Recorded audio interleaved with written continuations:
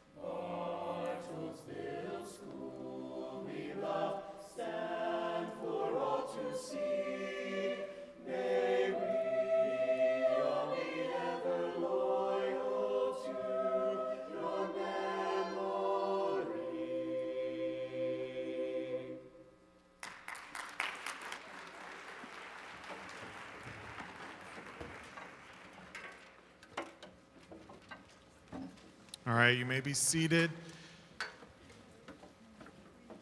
Okay, thank you for coming tonight. Thank you for also being flexible. And this time last week, I think we were still snowed in. And so I appreciate everyone being flexible and coming tonight as we start talking about high school in the class of 2030. My name is Michael Harp. I'm the principal here at BHS. And I want to give another round of applause with Miss Carr, our orchestra, Miss Walker, our jazz choir, and then you heard Mr. Kane, Mrs. Kane, and our jazz band out front as you're walking in. If you want to give them a round of applause real quick.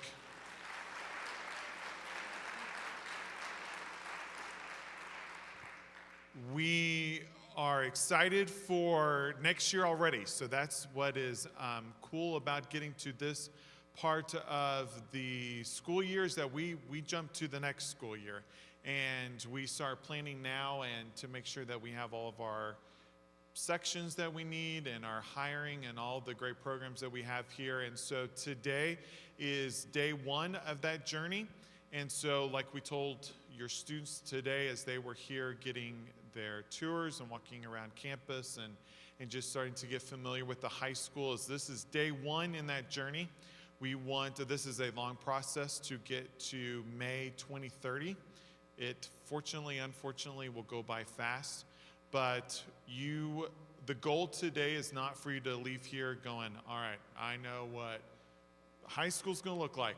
We got it all. That is definitely not what the goal is for today. The goal is to start the journey, get you the information, and start preparing for what that will look like, and then we will help you along the way. It's a 4-year journey for us. I want to do a couple of introductions that you will get to know for the next 4 years. I've already introduced myself, and as our 9th and 10th grade assistant principals that you will see the most for the next 2 years is Mr. Brown and Miss Watson.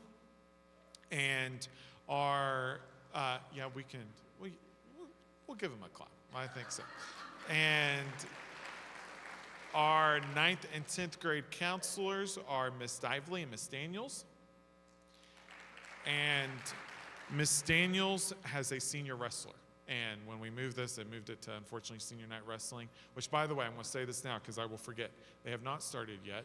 When you leave here and you walk through the comments here in a little bit, if you want to go pop into wrestling for a little bit, it's free for you all. Just tell them you're here for the 8th grade night and they'll let you in for free. So there you go. I would forget that. And so our 11th and 12th grade assistant principals is Miss Beckley and Mr. Kuntz.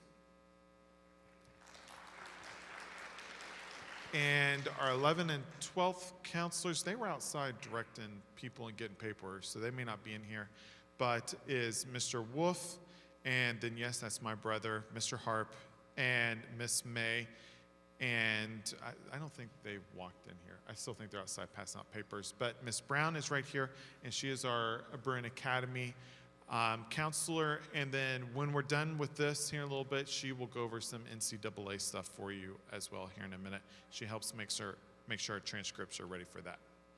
And so again, what I've already kind of mentioned is that today is just the start of the future.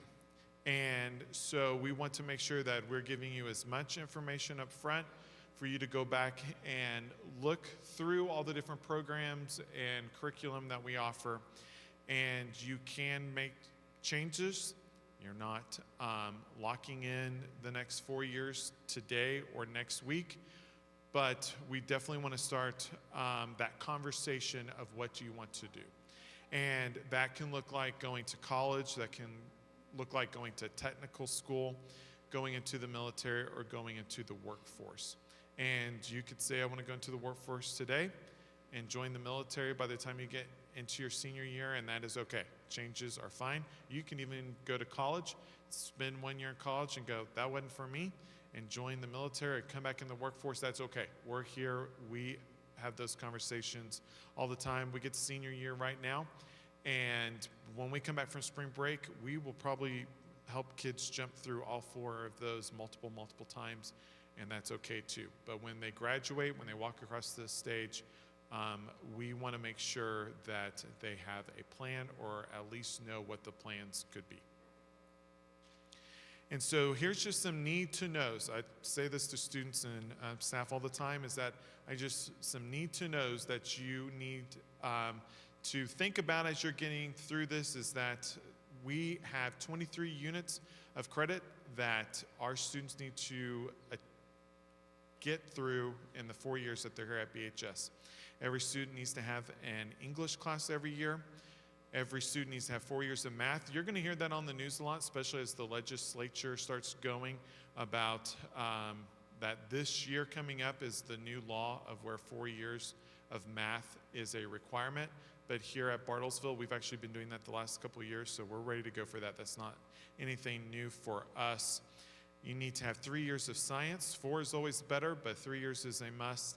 And every year you have to have a history class, starting with Oklahoma history next school year. And then we have our electives and our pathways with that. And so you'll start hearing the word pathway a lot. And so if you want to be a NFL football player, that's great. What's our plan for that? You want to be a welder, that's awesome. What's your plan for that? And so we have those pathways out. We'll talk about the course guide here in a minute, but we want to make sure that you are on the right pathway now. It can change, that is okay. It probably will change, but we want to make sure that everyone has a plan for that. And then you will hear a lot about personal financial literacy in the next 4 years, CPR. Your students soon, if they haven't already, will take the naturalization test, FAFSA, career planning, etc. There's a lot to get done, but we're going to help you every step of the way. So everything in that last bullet point, we do in school. We do that here, and we will make sure that they get all of that done. And so you were handed a piece of paper. There's a QR code on that. There's a link on this PowerPoint. It will be on our website later in the week, but that is our course guide. That is all of our courses are on there. And thanks to Mr. Vermeer and our broadcasting students, they put together a quick little video segment of each one of those. That's the first link on that first page. It takes you to it. Your students saw the introductory video today. And so if you want to know more, and let's say you get into a couple months down the road and you're like, they mentioned this thing called AP. I'm not 100% sure what that was. You can go back and watch that video. Or you get into your freshman year, you start hearing students start talking about Tri-County, and you're like, I can't remember if that was sophomore year, junior year, what that looks like. These are live all year long. And so we don't ever take that course guide down, we just update it every year. And so our goal and our hope with that is that you can go back, you can go and look at those videos. And when I talk about that this is day number 1 in this journey, and that each year, it just kind of builds up to graduation, and each more start to have different layers. There will be a lot of people out in the comments here in a little bit for you to go talk to. For example, TCC, Tulsa Community College, is out there, Tri-County is out there, and it's going to be a lot. But that is okay, because we bring them back every year. It's in that course guide. We'll have multiple opportunities for you again to speak with them. Today is not the one-stop shop. Well, it is a one-stop shop. They're out there, but it's not the only opportunity for you get to do that. The course guide, and I've already kind of talked about this, has a flow chart at the beginning of each one as well. So if you get on the honors track, what if I change my mind sophomore year, I want to get off of that? It will show you all the different tracks and what that will look like. But even then, all those people that I just introduced, we will help you with that as well as we go through. And I think that's probably the most, especially if this is your first child to go through high school, there is a lot of anxiety of, I don't know. I don't know what that looks like, what this looks like. It can be very daunting. The course guide's not small, but we are here. We are here to help you. We will guide you through it again through the next 4 years. But this is a good pathway to help show you what all those different ways look. You will see, this is an example of one of our first year of aviation, and so you will see that it's a full year course. You will receive 1 credit at the high school. So for example, Aviation 1, it's a year-long course. You have 1 credit that you will earn in May, like on your transcript, but they are semester. So you'll get half of a credit first semester, the second half of it second semester, if that makes sense. If you get an A, you get a B, that goes on your GPA. And so that's what that means. So 1 year of total credit is for the whole year, but you get a grade for each semester. It'll tell you what grade levels you can take that. So some of them are 9, 10, 11, 12. It means you could take them any of those 4 years you're here. But Aviation 1, for example, it's a 4-year program. If you are interested in being a pilot or anything in the aviation field, you're going to want to choose that your freshman year so that you can be in that pathway all 4 years. That's why it has the grade level 9. Course number, that's really fresh. You don't need to know much about that, but that's what that is on there. That's an example of that. And so today, tonight we want you to spend time looking at the course guide on there. We want you to be able to tour the room. So here in a little bit, in the next 5 minutes, we're going to dismiss you to go to the Commons. And you will see a lot of the programs that are in the course guide. You're going to get to talk to the teacher. A lot of them have students there. And so as you go through, you will get to talk to them, why they chose it, what has kept them in the program, and different things like that. The sheet that you all have, students got them today.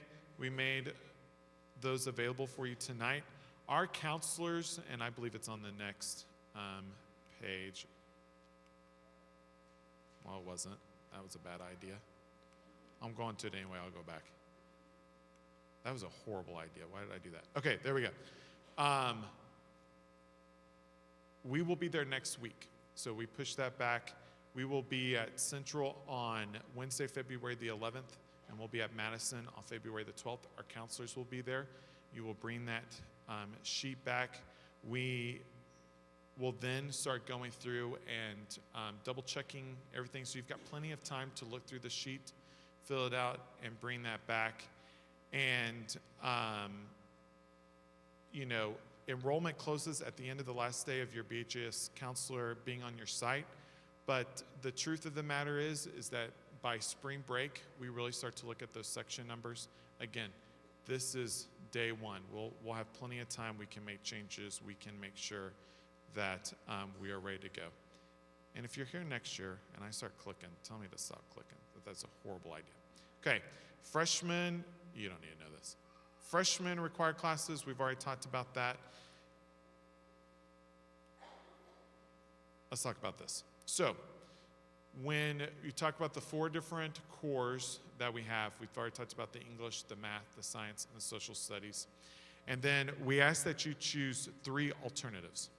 So, if you've had students with us in the past, you will know that world language or computer was a requirement, fine art was a requirement, and then it was your choice.